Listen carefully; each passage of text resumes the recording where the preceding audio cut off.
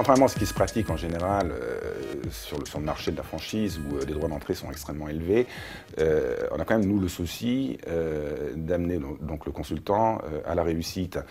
Ça sous-entend qu'on ne peut pas provoquer des enjeux financiers trop importants pour le consultant.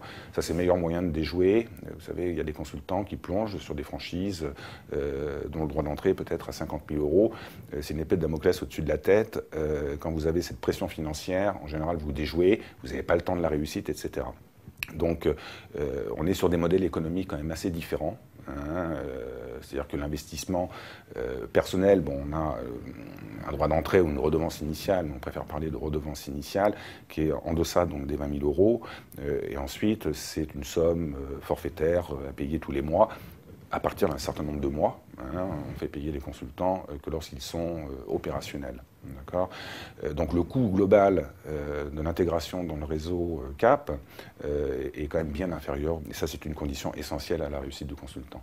Il ne faut pas oublier qu'il y a quand même une phase d'apprentissage pour le consultant, donc on ne peut pas garantir à un consultant dès le départ qu'il va pouvoir générer du chiffre d'une manière significative.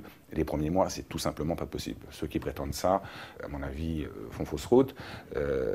Donc voilà, donc, bien sûr, il y a un besoin de fonds de roulement qu'il faut financer jusqu'au moment où le consultant va réellement être opérationnel dans son métier, dans son nouveau métier.